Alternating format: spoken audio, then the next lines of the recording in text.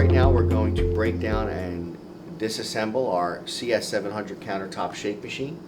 First thing we're going to do is unplug the spindle motor from the top here. We can remove our clip that's in the side of the machine, pull that out, and then our spindle motor will pull right up and out. We can remove our pin that goes into the merchandiser, push rod there, and then our handle will simply come off the plunger.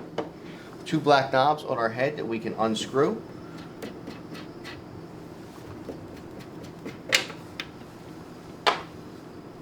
And then once they're unscrewed, our head can simply rock off. Inside our head we have our plunger. Place that down.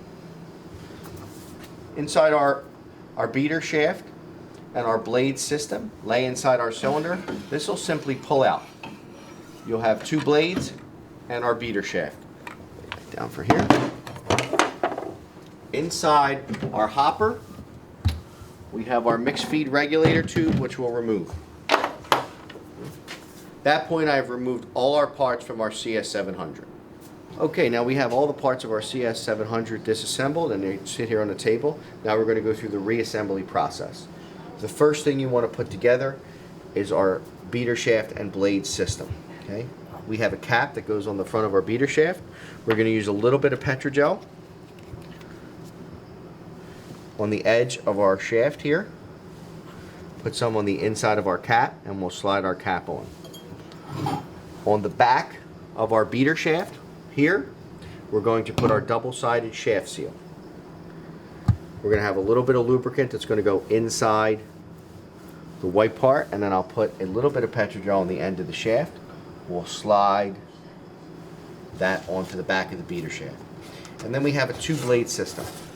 These blades are completely interchangeable. They are the same. Okay? You'll see you have an oblong hole and a round hole. We are only going to scrape one way with these blades. So right now we're going to use this side. The oblong hole is towards the back of the beater shaft. If over time I want to turn and put the round hole in the back, now I'm going to use the other side of the blade, therefore getting longer life out of my blades. So right now I'm going to put the round hole into the back of the beater shaft. Once that's complete, I can go to my machine. The easiest thing to do to help center the beater shaft in is have your bottom blade at the bottom of the cylinder. So if I'm looking at this as a clock, my bottom blade would be at 6 o'clock. I'll slide this in, push and turn until I feel it lock in. Okay? And you remember that shaft seal that we put on the back of the beater shaft. That protects product from getting into the back of my machine. If for some reason I see product coming out of this front tube, this tube is connected to a tray in the back of the cylinder. So if you see product coming out of here, there's a problem with that shaft seal. It's a double-sided shaft seal, so it won't be on backward. But if it's worn or not on at all, you're going to see product come out of here. You know you got a problem with your shaft seal. Okay? Now I'm going to move to my head. I'm going to put a little bit of Petrogel on the O-rings of my plunger. You see this has a little latch in the back of the plunger. That's going to face the back of the head here. And your latch is facing the back of the head. We see we have a little bit of cutout groove in the top of the head. This corresponds to this groove that's in the cap at the end of our beater shaft. We want to make sure that that's centered at 12 o'clock and we can slide our head on.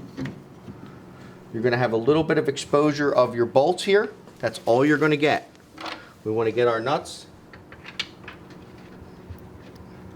We want to screw those on. You want to tighten them simultaneously so you can make sure that the head goes on unkinked and straight.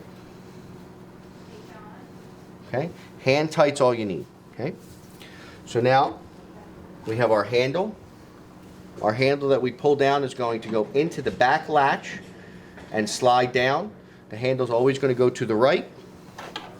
We have our push rod. The push rod is going to push into the top. There's a white piece with a dimple. You're going to push that in, and then it's going to sit in the dimple in the top of your plunger. We'll grab our spindle motor. Be careful, this is a heavy piece. You can see the spindle motor has a piece that is tapered. That's going to line up with our handle, right? You want to make sure that the spindle motor has the plug coming out front, because if I put it back here, it's going to get hit on the merchandiser. We'll line that up. We're going to slide that through and right down there. Okay. The last piece we're going to put in is our pin. Our pin has a longer side and a shorter side. The shorter side is going to go up top. The longer side is going to go in the bottom. You see we have 3 holes here. 1, 2, 3. You're going to use the top 2 holes. Slide that in right through to lock it in. Okay. We can then plug our spindle motor into the top of the machine, and we've now assembled our beater shaft and head assembly for our CS700. The last piece we have is our mix regulator. We want to put a little bit of Petrogel on these O-rings here and here. This will slide in to the regulator, and then we will put that into our hopper system in the back hole. We've now reassembled our CS700.